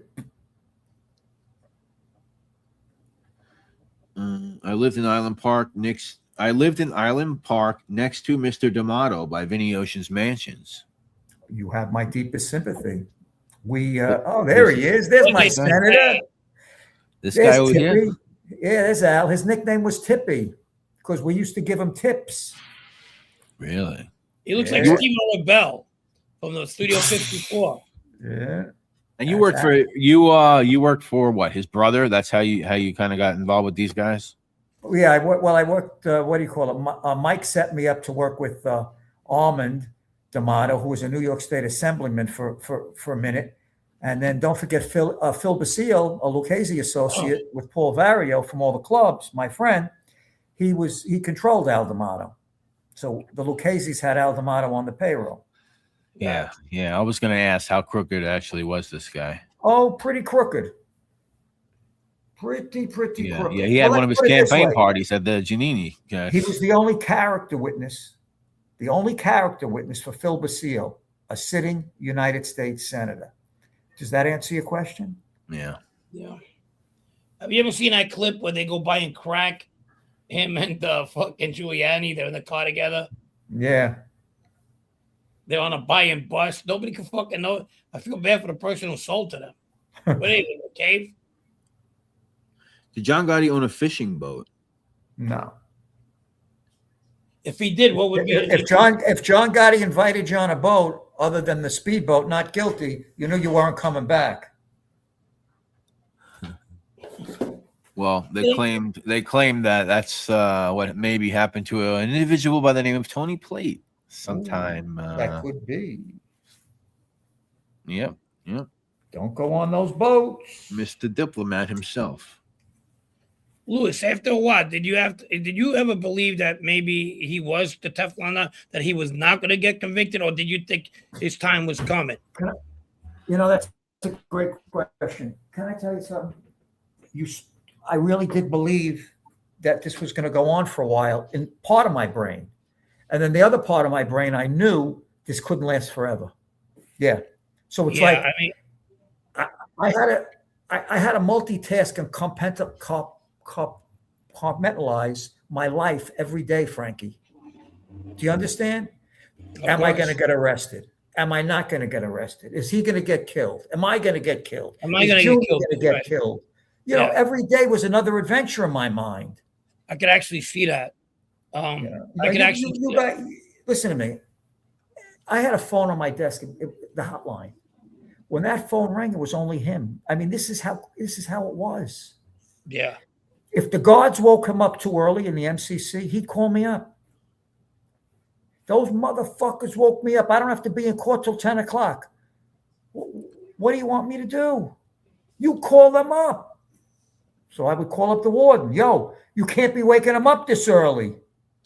No, I could see you feeling that way, especially after he gets arrested. And obviously people didn't like you, but wouldn't tell you that to your face for the simple fact that he liked you, John liked you a lot. But remember, Frank, I didn't need nothing from anybody. So I wasn't like one of these hanger-oners that needed a paycheck. No. And I could buy and sell all these guys. I didn't need nothing from these people. I had the boss. What more do you need? I had unlimited money. My family had money. I didn't need a fucking thing. It wasn't like I was a brokester going to get coffee every day and I needed a pat on the head and a $10 tip. Yeah. You know, like Gene Borello. Wow. You hate these guys, huh? Thank you, Rosemary. Thank you. Always supporting the show. Thank you so much, Rosemary. Or like Mikey Scars. Like Mikey Scars. Hey, stop. You know, another broken down valise. Did Louis ever meet John D'Amato or see him visit the Raven Night? I did. Was he wearing a garter belt? He was. Was he gay? Who was Mark Ryder? Who was Mark Ryder? A Jewish pizza bagel. Also partners with Nicky Barnes, one of the most notorious heroin pushers in New York. Pizza bagel. Wow, he was a matzo pizza, huh? He was a matzo Christa, as John would say.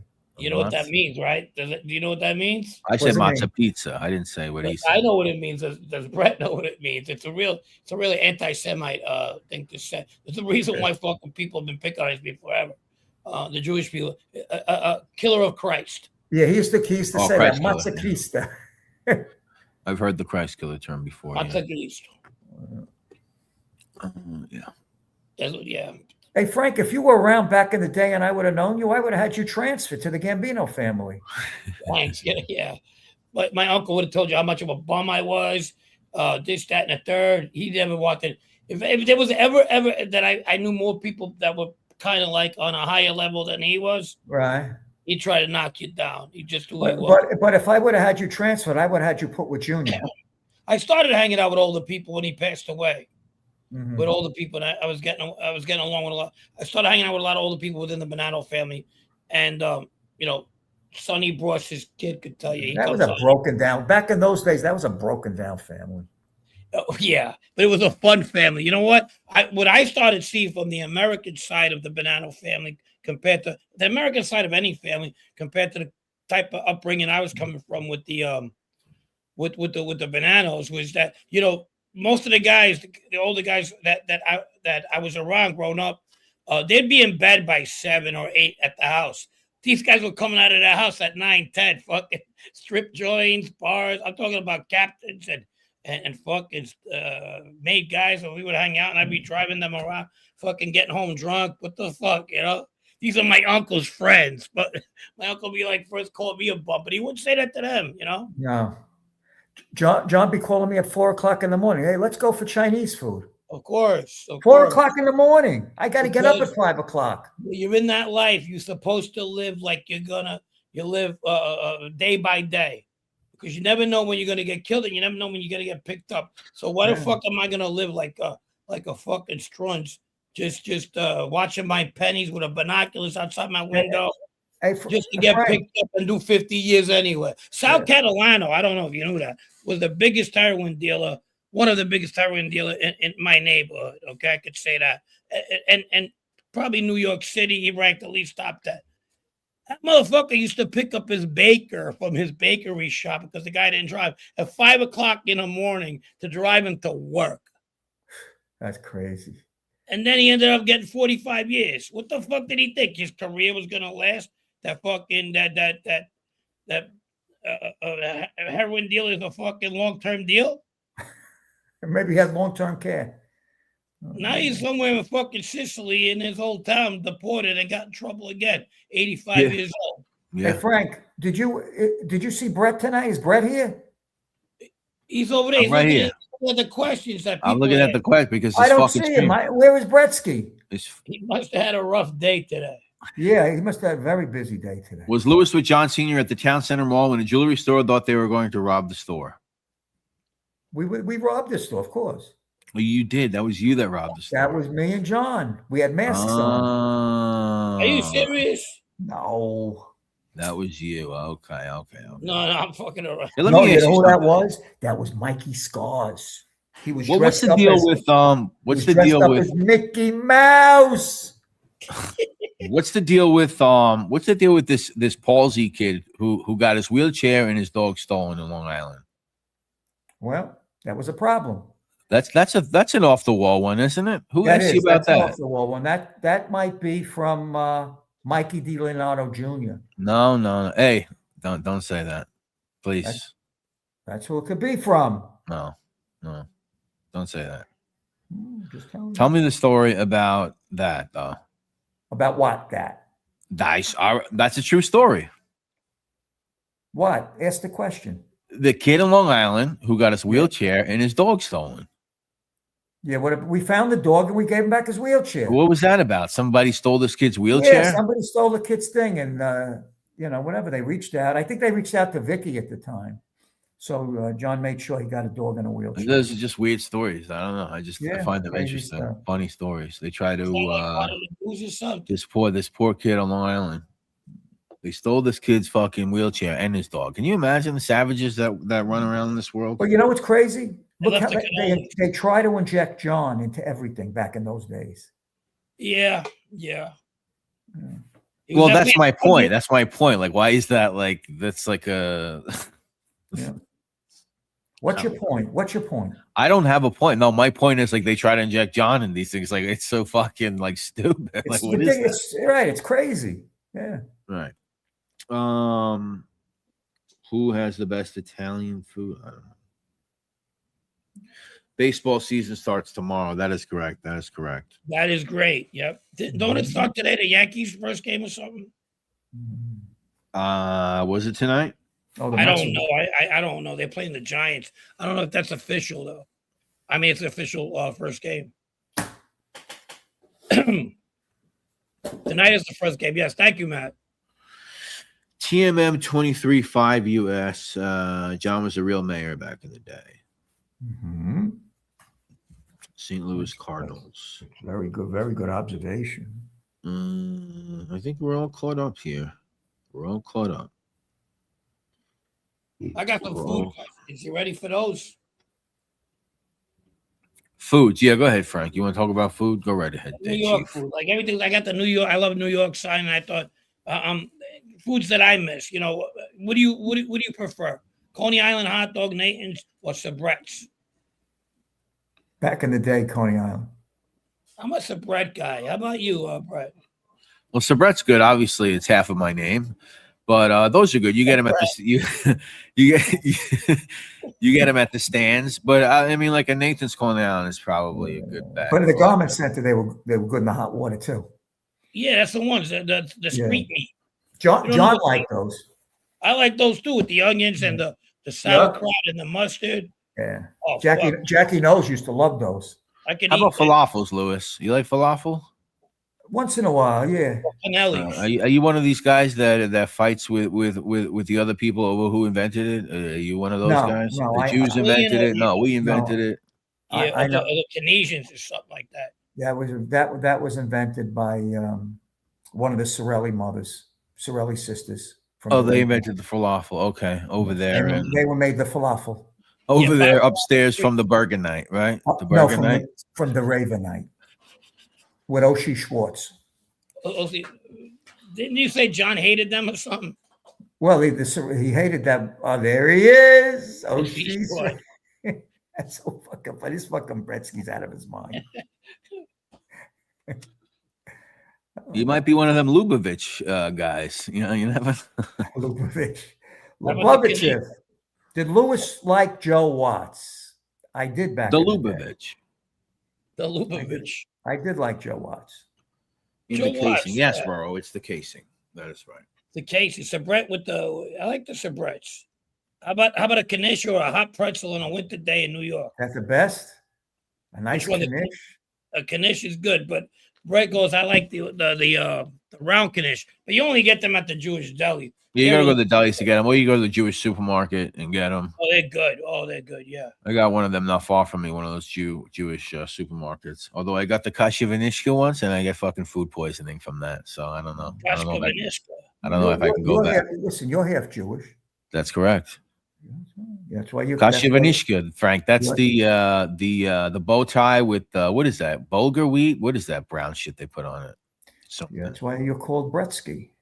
This is correct. Yeah, I miss my good pastrami sandwiches. You know what I mean? Katz's Deli.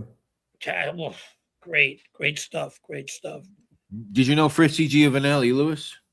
I did. They used to call him Fritzy. He was a legend in my neighborhood. He really was. Yeah, he was. He was another real tough guy. What's up, Common Sense? What's up, my man? Oh, yeah, he was a really, really tough Looks like guy. I'm caught up. Yo, what's up, Common Sense? How you doing, buddy? Joe Pistori, both knish and soft pretzel. Did Lewis know Fritzy? All right, hey, we're all caught up. Matt says he's Jewish. He's not Italian. LOL. Me? No, I'm not Italian. Not at all. One last one. A bagel with cream cheese, a good bagel with cream cheese, or a Kaiser roll with butter. That's a good Kaiser roll. Good Kaiser roll, the best. Yeah, you know who made the best Kaiser roll? I'm not being biased on this. The Grimaldi's. They kicked so many fucking Kaiser rolls out a day. They had this fucking oven. Forget about it. They were great.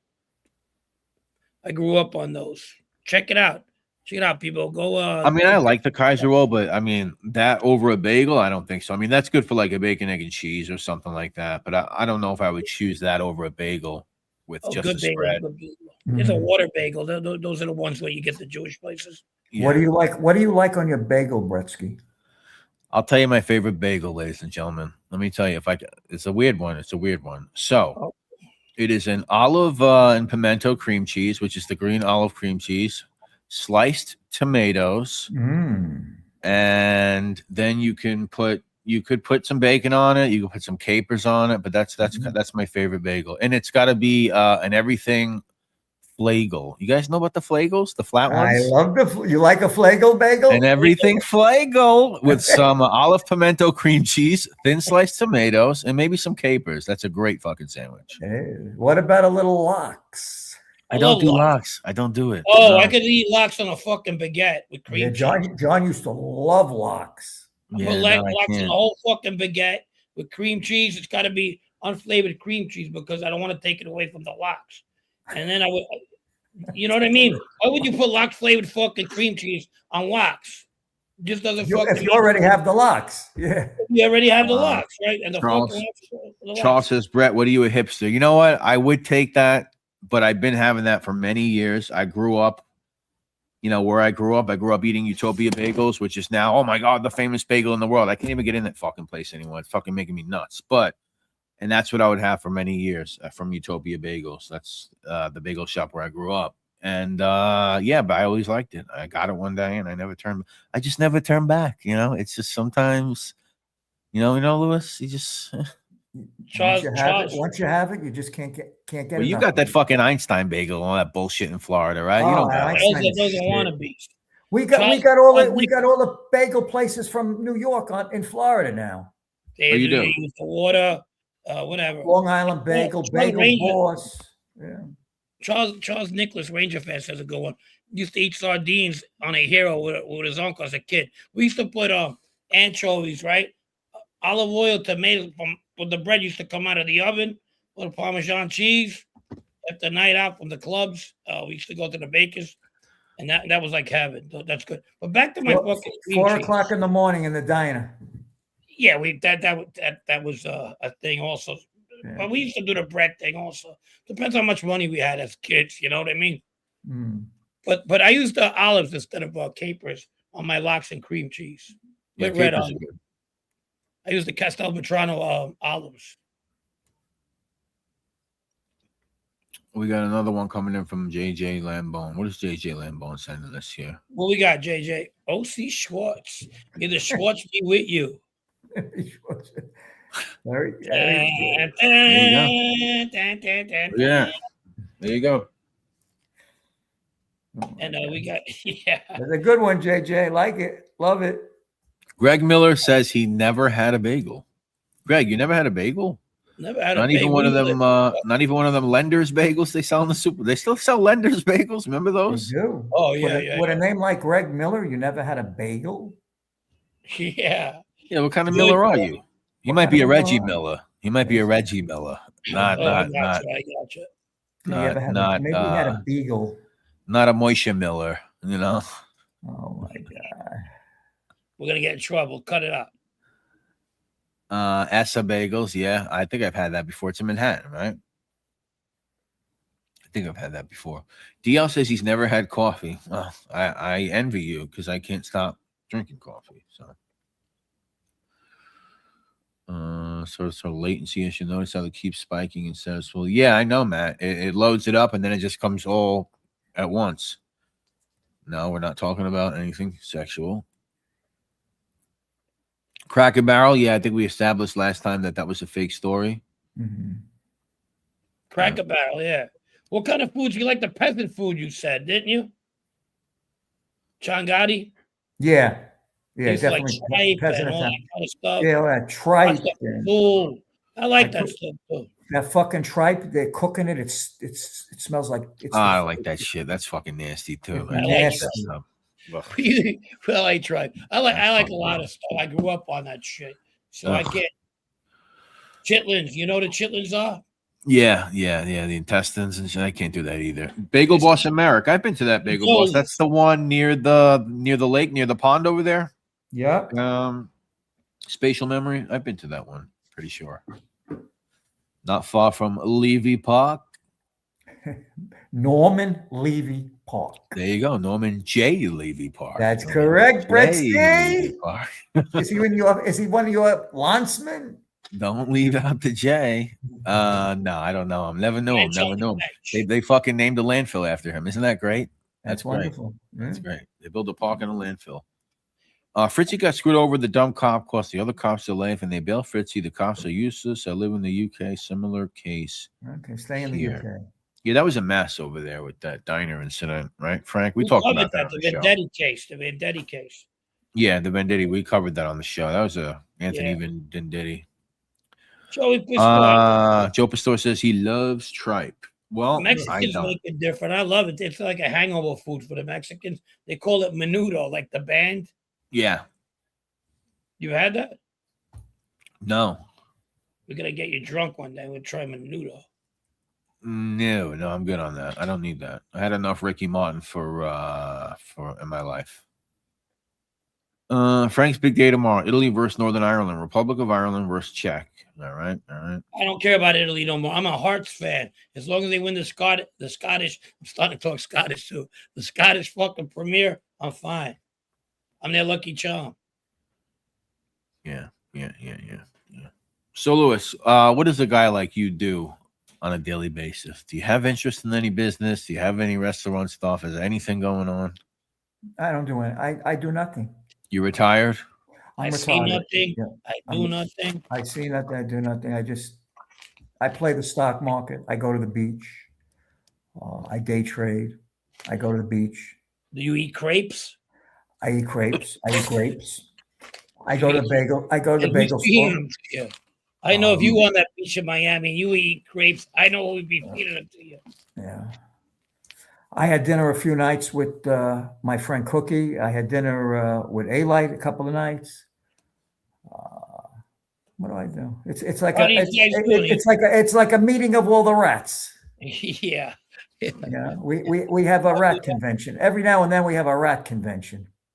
Yeah, I could see that. Mm-hmm. Yeah.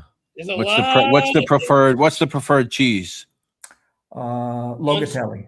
Locatelli. That's the preferred rat cheese. It depends on the individual. The cheese factory. Oh my god. Ratatouille with some Locatelli on it. That sounds. Now you know why I was going through all this fucking depression while I was in these fucking places. You look around, you're like, God damn.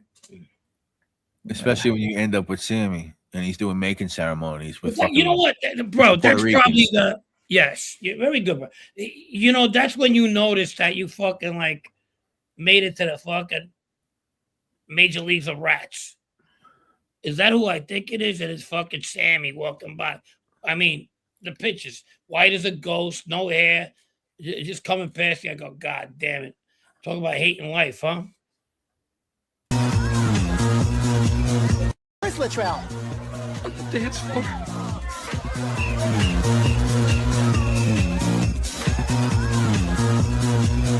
Where's Latrell? Dance floor.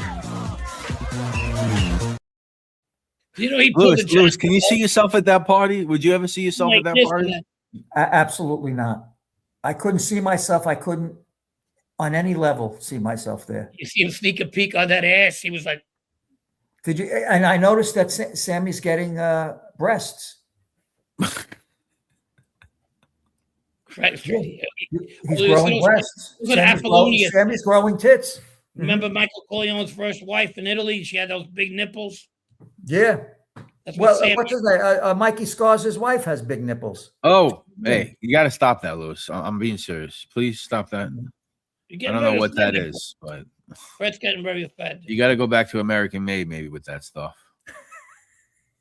Please. Por favor. Do I got to say it in Yiddish? Say it in Yiddish.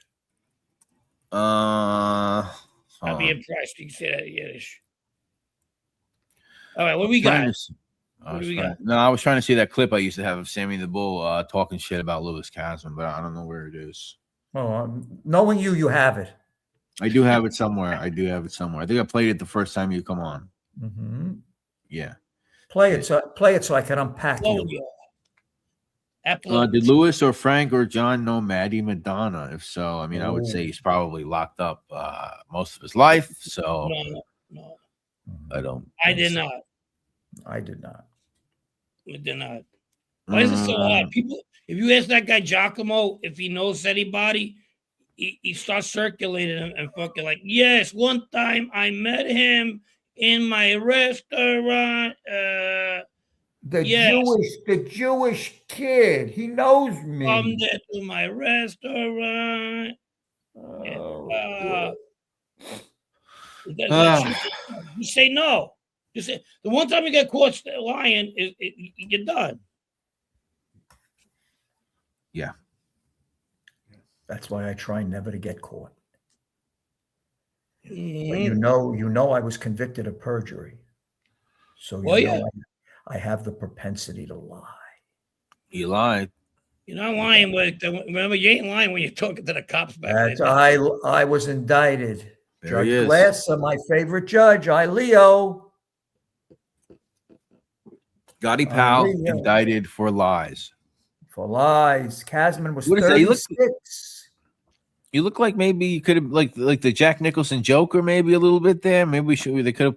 Maybe there's a Michael Keaton one. Maybe. I think so. I think you Is might. that what be you were right. going for? Were you modeling that grin after that? I was a model right there. That's good. That's good. Who's Because behind I you was there? criminal, Judge Glasser set a bond of $1 million against Mr. the Tasmanian Devil, secured by my home that John built for me. Wow. Charles Nicholas. This Sunday should be this Sunday. What's that? Ridgewood. New show. Let's see. Lewis, you think Sammy is a switch hitter? I think we spoke about that last time, but we can talk about it again.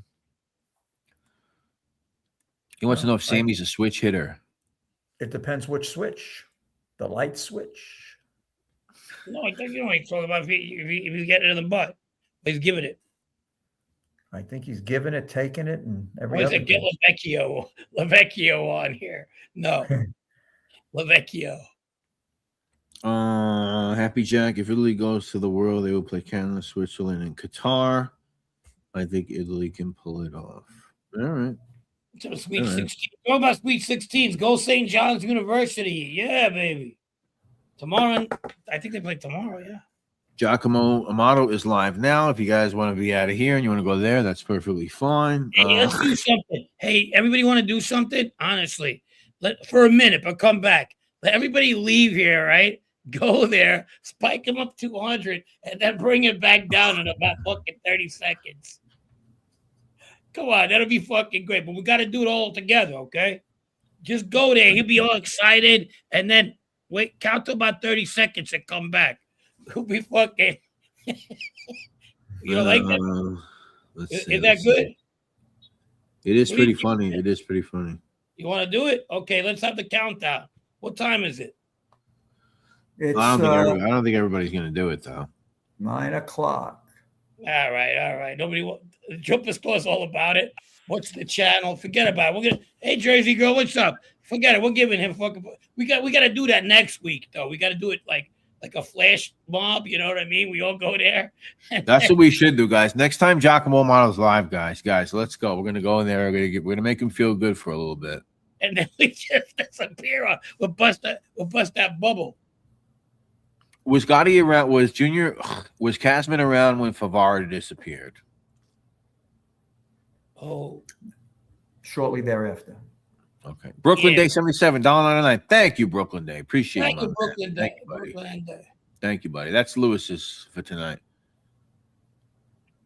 Thank you. Jeff Grande says Russo's on the gang.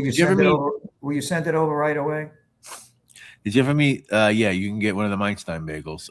Did Lewis ever meet Sal Polisi? I did. What's his deal? You think he's a little bit of a fibby, or you think he's 100% honest? About 80% honest. 80%. Mike Coiro represented him. Who's that? Did you see that before he became a rat? Did you see that corny movie that he made, the Sinatra Club? Yeah, I didn't see it, but I heard of it. Was that a real club? There was a club called the Sinatra Club. He goes, I had the only club where all the families would come and hang out. It was only my club. Say that again? Everybody knew that. He had the only club where the families would all come together and hang out. It was only my club. So you never went there. Okay, I get it. Did you know Lenny Dykstra? How about those Mets players? Yeah, I guess I'm not going to do it, Roro. Yeah. Dude, that's what we got to do with Giacomo over there. You know what we'll do? We'll go there, and then me and Brett will go there and go, hey, what are you guys doing here? Come on. I'm starting a show now. And then just fucking go back to this one. And that guy will have a fit. He'll really want to kill me. All right, I think we're going to get out of here soon. A couple more questions. Lewis, what's your take on the Merlino PBD interview? It's all right. Did you listen to it? I saw parts of it. Didn't you say you saw him in a mall? Is that true? I saw him in a mall walking around like in pajamas and like bedroom slippers on. Oh. He was doing his best gigante, I guess. Okay. He was doing the bathrobe. All right. I have a serious question. I like your show, and I listen to Giacomo. He is too on point for the way he throws around names to be bullshitting. He might embellish, but I kind of believe him. Well, Brooklyn Day, he's not 100. He's not 100 on the Fugazi meter. He's like, I think we gave him like a 65 to 70. Yeah. No, there is some validity to what he says. I mean, we have more than we have stuff to definitely back it up for sure. Yeah. Yes. Of course, he knew these guys. He was related by marriage, but. Then 1 minute he said he was part of the Bonanno family. The next minute he says he was part of his own family. Then he wasn't doing nothing. As far as him, doing things in my neighborhood, I never seen him. I think he's full of shit. Yeah, no, he is full of shit. I think he hangs out with that guy from the Red Door. What's his name? The Red Door, the guy from the Red Door. Yeah, Mark Caputo. Yeah, who got chased? Who John mentioned in his 302s. Yeah. Joey Leak says Lewis is a nut, and then he says Lewis screwed American Made. Let's see. I'm a nut. I've never been called a nut before. The good nut. The good nut. I just tell it like it is. Yeah. If you don't want to listen, fuck off. Yeah, exactly. We almost there. How many questions? Yeah.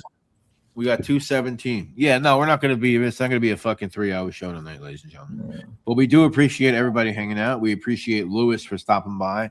We did talk about some good history for sure, in reference to Lewis and Mr. Michael Coiro. There they are right there. They are right there. So you guys let me know when you want me to indulge and come back on. Be my pleasure. Always.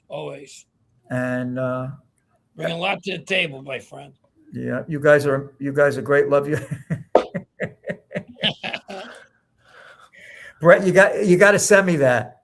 I'll send it to you. Send it to you. So you guys have a great night. Love you guys, and I'll talk to you guys tomorrow. That was when Lewis worked for Rabbi Schneerson over there in Crown Heights. That's he was with the Chabad Lubavitch over there. The original tunnel digger. That was Lewis Kasman. The original tunnel. All right. Lewis, thank you. What? Zagazun. All right. Have a good night, everybody. Good night, Lewis. Hey, Matt, you still there? Look at this guy. Yeah, what's up? What's going on, buddy? How are you? Just it's not my connection, buddy. It's not my connection. It's fucking StreamYard. It's definitely not. It's definitely not. And I pay like $45 a month for this fucking StreamYard, right? Yeah, I'm getting sick of this too. I know. Since you work for the NSA, you know all about tech. What's a better streaming company? I mean, I wish I knew. I might start programming, honestly. Like, I mean, like I'm StreamYard's not cool. trying to give like false hope, but you know. Yeah, like StreamYard's cool or whatever. I like it, but I watch like these big streamers and they got like all this fucking crazy imagery and all this stuff going on, and I'm like, what like thing are they using? Oh, they're using the same crap. There's some people that use Restream. Restream, okay. I had a friend that Yeah. would use that. Yeah. Yeah, there's a couple of people that I know that use that, but I don't know how well it works with the YouTube comments and stuff like that, and it just seems to automatically show them, but I'm not sure. I would have to mess with it myself, but it's never seen. I don't know. This used to not happen ever. No, I mean, I've had StreamYard for like 4 years now. It only started happening like the past 6 months or something. It's YouTube's API. It's gotta be. That's my guess. Like my full guess. It's their whole platform. And StreamYard, again, just they're not updating anything. That's all it is. Anyway. Proletarian says Lex Fridman is the moderator and he can't even fix it. Oh, jeez. Lex Fridman. Welcome to all right, guys. 52 Topics with Frank Fiorellino. What's I'll up, stop man? torturing everyone. I first met Frank when I Like was Friedman. working on artificial intelligence, and there he was. That's Lex Friedman. There's your spike right there. Yeah, now it just comes back. Wheelbarrow. I don't know what. It's so strange. All right, I'm gonna leave the studio. All right, yeah, we're heading out here in a few minutes. I'll see you over I figured in, that. in I don't the, wanna the torture smoke you show guys. if he does a show. He's been missing for a couple of days, that old gun smoke, huh? Yeah, I know. All right, All right. All right, my take man. care, guys. Later, buddy. Thanks for hanging out with us again. Yeah, no problem. Sunday, this weekend we should have something else, and Francis over here is going to do some solos coming up, I believe. Okay, well, if he needs some help, maybe he can.